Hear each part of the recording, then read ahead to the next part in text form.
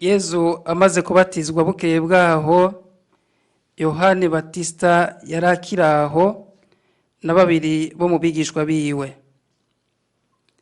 Maze yitegereje Yezu yari yicaye, yarahaciye avuga ati, nguyu umwagazi w'Imana.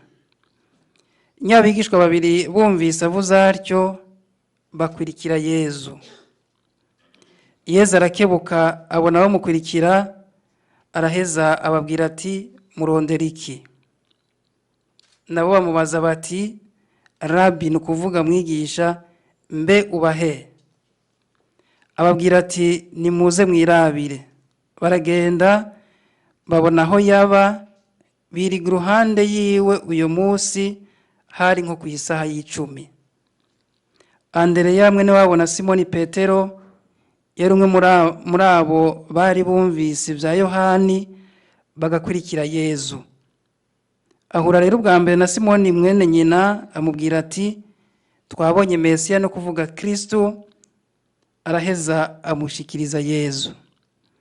Yezu amwitegereje avuga ati, uri Simoni mwene Yohani, uzokwitwa Kefasi, ni ukuvuga rutare. Dushemeze ijambo ry'Imana.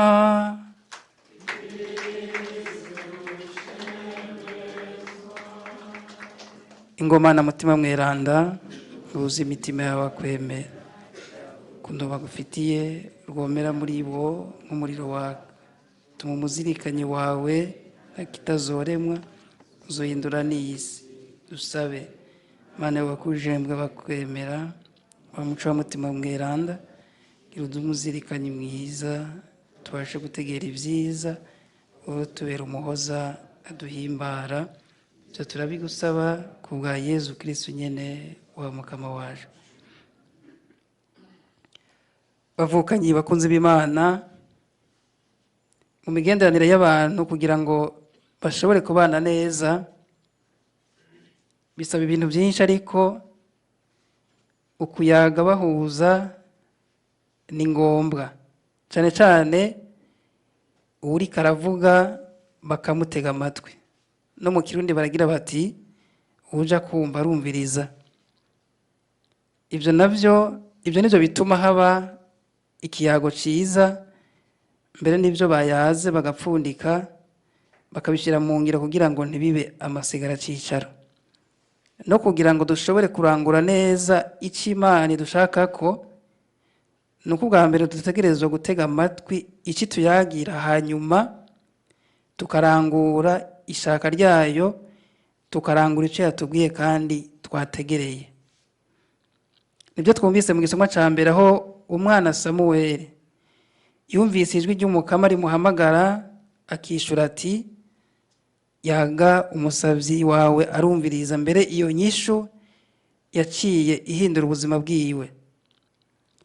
Imana yaciye kumuhereza nk'uko aheri kugira ngo ashobore kwishura neza inyishu nyayo, kugira ngo amenye neza ko ari Imana imuhamagaye.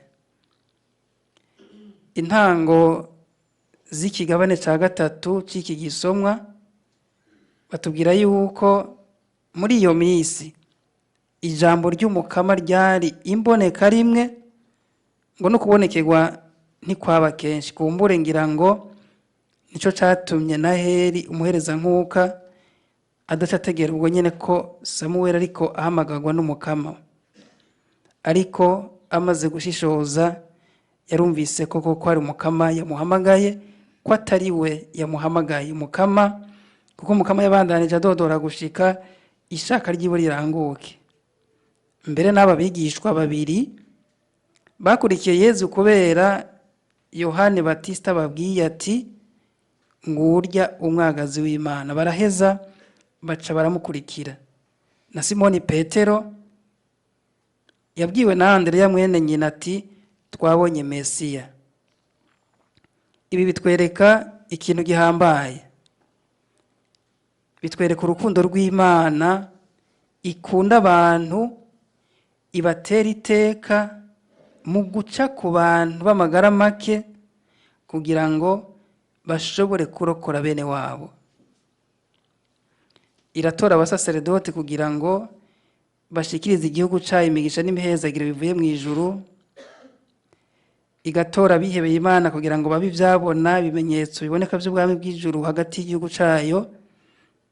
Ariko ntibigarukira aho gusa, mbere abakristo bose aho bari hose, Eklezia itwigisha yuko babwirizwa kumenyesha mu nyifato n'imvugo vyabo ko babaye abantu bashasha mw'ibatisimu no kubw'ububasha bwa Mutima Mweranda yabakomeje mu confirmation, kugira ngo abandi bababonye bakabonera n'ibikorwa vyabo bashobore kuninahaza Imana no gutahura gusumba ukuba umuntu nyabo uko bigenda no kuba abavukanyi nyabo uko bigenda.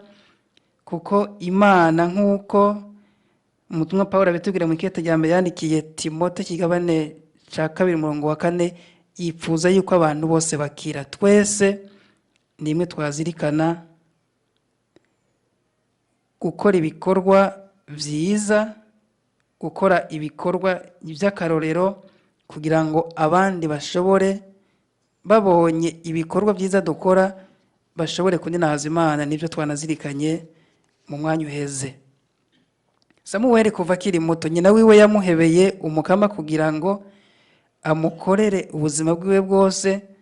Turibuka ingene yamuronse kandi agaca agenda araganiye umukama ko azomumuhebera. Mu gihe ca none twokwibaza tuti mbega abavyeyi muri ngaha mufise mu mutima yuko umwana muzokwibaruka azoba umusaseredote canke umubikira mungana gute? Ko mutwenze nibaza ko ari benshi, ariko tuzirikane neza yuko urugo ruvuyemwo uwihebeye Imana, urugo ruvuye nk'umusaseredoti aja gushikiriza ivyiza igihugu c'Imana bivuye mu ijuru, urwo rugo ruba rutewe iteka. Muhora mwumva yuko umunsi bahatira abasaseredoti, uwuserukira abavyeyi avuga ngo kuva ubu tubaye ba mwana, murumva iryo teka. None rero umwana akubwiye yuko akeneye kwihebera Imana, ntumubere intambamyi. Mbere naho atobikubwira, urashobora kubisaba Imana kugira ngo muri urwo rugo havemwo uw'Imana icako kugira ngo ashikirize ivyiza vyayo igihugu cayo. Kiretse n'ivyo, mu buzima bwacu bwose, kugira ngo nk'uko nabivuze ko Imana ishaka yuko abantu bose bakira, igaciha ubutumwa umwe wese muri twebwe ko abera umuco mwene wabo, kugira ngo twese dushikire uburirwe bw'ijuru. Umwe wese ahamagariwe kubera umuco mugenzi we. Ntimushobora kuba muryamye hamwe, wowe ukavyuka ukinyombora ukaja gusenga usize mugenzi wawe ariko aragona harya. Oya, no mu butumwa ntushobora kubona abantu bariko barabigira nabi hakubakebura ngo nakazi kabo. Ubutumwa bwo kurokora abandi ico gihe babukunaniye. Kumviriza iby'umukama ntagire wibaza ko yahejeje yaminuje yabirangije. Samuweli yakoreye Imana kuva akiri muto, ariko ijwi ry'umukama ntiyashoboye guca rimenya ubwo nyene, yarinze kubwirwa n'umusaseredoti muhereza nk'uko Aheli. N'aba batumwa Andreya n'ubundi batavuga izina, ariko turashobora kwemeza ko ari Yohane, kuko nakunda kwivuga izina, nakunda kwivuga nk'uko twe dukunda kwibabura, ikimenyetso cyo guca bugufi. Bari bamaze igihe biga ku ishuri rya Yohane Batista, mugabo Yohane Batista akabereka yuko bataraheza, akabereka Yezu bakabandanya. Na twebwe duhamagariwe ku munsi kubandanya twumviriza ijwi ry'umukama, niho dushobora gutera imbere mu bweranda. Mbere no kugira ngo turangure neza umuhamagaro wacu, bidusaba kugumana na Yezu mu byo dukora. Twumvise yuko abigishwa bamaze, Yohane Batista amaze kubereka Yezu, ngo baciye bagenda bamarana nawe nk'umunsi wose, ngo hari igihe cy'isaha 10. Kugumana na Yezu mu byo dukora. Kugumana na Yezu no kuvuga umwanya utari muto. Mu buzima bwacu mu nkuka ya misa, murabona iyo bitagoranye ntishikana amasaha 2, mugabo hagize umusaseredoti agira umwanya munini bagira bati ahereze nk'uko musi umwanya munini agira ati uyu munsi yaturambiye. Ariko abashinga naye iyo muhagaze kuri kontwari muvuga amapolitike yo ku isi yose n'ay'u Burundi, ubwo ntagihe amasaha birarenga. Abapfasoni iyo mwicaye hahandi muri ko muravuga abandi, ubwo nta masaha ane ashika. Nivyo ntitwoza muri adoration ngo tumare y'umunsi wose kandi dufise n'ubundi buzima nk'uko twabizirikanye, ariko kugumana na Yezu umwanya wose birashoboka igihe utambuka, igihe uri kurarangura imirimo ujejwe, ukumva ko uri kurayirangura uri kumwe na Yezu, haba muri bisi haba hehe, ukumva yuko uri kumwe na Yezu. Ico nico gihambaye gusumba ko woza mu misa ugatangura kwidoga ngo barantebeje, cyangwa ukaja muri adoration ugatangura kwiyumvira ibindi. Yohana agize ati nguyu umwagazi w'Imana, akoresha ijambo ry'umwagazi ritwibutsa wa mwagazi abanyisirayeli babaga bagira bave mu buja, maze amaraso yawo bakayimigira ku bishimaryango vy'inzu, babona kurokoka amahano yahitanye abanyamisiri. Ni ikimenyetso rero c'urukiza Imana yabahaye kiriya gihe. Mbere ubwo buhanuzi bwa Yohani Batista bwararangukiye ku musaraba, kuko amaraso ya Yezu Kristo niyo yaducunguye ku musaraba. Yohani yeretse abigishwa ba mbere Yezu nk'umwagazi w'Imana ukura abantu ibicumuro. Ntibyahereye kiriya gihe, kuko n'ubu mu nkuka ya misa imisi yose umusaseredoti yamagira ati nguyu umwagazi w'Imana, nguyu ukura abantu ibicumuro. Twumvise ko Yohani Batista abonye Yezu yaciye amwereka abatumwa Andereya na Yohani. Kuvuga baramuravye, kuko iyo batamuraba ngo bamubone ntibari kumukurikira. Turabe neza igihe umusaseredoti agira ati nguyu umwagazi w'Imana, nguyu ukura abantu ibicumuro. Iyo hari amasengero arimwe ibicapo, ari baca baja kuraba biriya bicapo biri hejuru, abandi ugasanga bariko baraba hasi, abandi ngira bariko baraba bagenzi we iyo yicaye, ugasanga mu bantu bari mu nkuka ya misa uyu mwagazi w'Imana umusaseredoti ariko arabereka ni bake bariko baramuraba, kandi ari wakize ibicumuro by'abantu. Iyo Andereya n'umutumwa Yohani batihweza Yezu kuko bamweretswe na Yohani Batista, ntibari kumukurikira. Natwe igihe umusaseredoti atwereka umwagazi w'Imana akura ibicumuro by'abantu, birabereye ko tumuhanga amaso, kuko niwe ndongozi y'ukwemera kwacu. Mbere no kongera ko n'ikindi gihe usangiza asangiza umuntu agira ati umubiri wa Kristo, abanza kumumwereka kugira ngo mwihweze, hanyuma usangira agacagira ati amen. Ku buryo mpora nibaza nti nk'ubu ndamukwimye kubera ko utavuze amen, ndoba ndakurenganije. Umubiri wa Kristo usangiza aramukwereka, hanyuma nawe uti amen, ndamwemeye numukiza, hanyuma ukabona kumwakira. Ntamuguhaye mu by'amategeko se ndoba nkurenganije, kuko ntiwamwemeye ubwa mbere. None rero ni muri iyo ngendo duhamagariwe kuja turakosora utuntu duto duto, kwibaza ngo ntaco tumaze, mugabo usanga ari shingiro ry'ukwemera kwacu. Kuko hari igihe uhereza umubiri wa Kristo umuntu, uravye neza je mpora nibaza mbega none uyu muntu twapfuye iki niburibure. Umubiri wa Kristo cwe isura yafunze, ariko ngwani eka namutware ngira ngo araza kumuha akanyamuneza.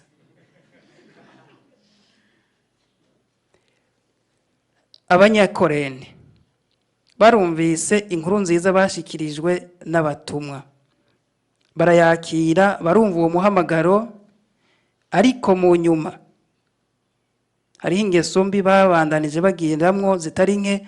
Uyu munsi Paulo Mweranda ababwira ko bova mu ngeso z'ubuhumbu n'ibiterasoni, kubera yuko ivyo bitabereye.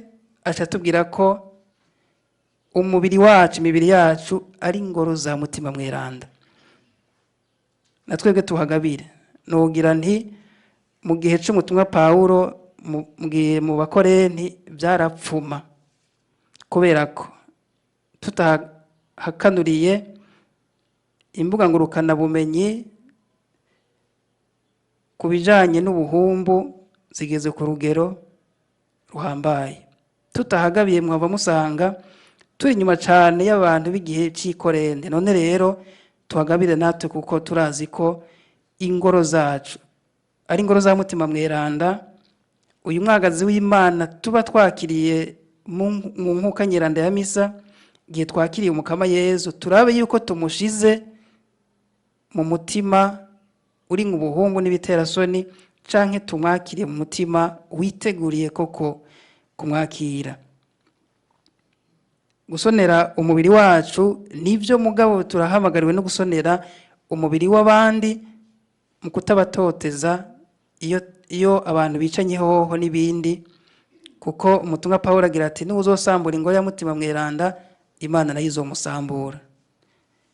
Umuvyeyi wacu Bikira Mariya we yumvirije ijwi ry'umukama, akarangura ijambo ryiwe, agasama atagira igicumuro mu mubiri wiwe, mbere agasama utagira igicumuro.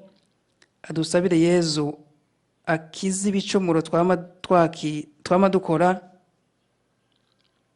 tubashe kumwumviriza iminsi yose, tugumane nawe aho turi hose, imuhira, ku kazi, mu isoko, haba muri bisi, ku ishuri, mu kabare n'ahandi, kugira ngo abandanya adukiza ibicumuro. Tugire Kristo.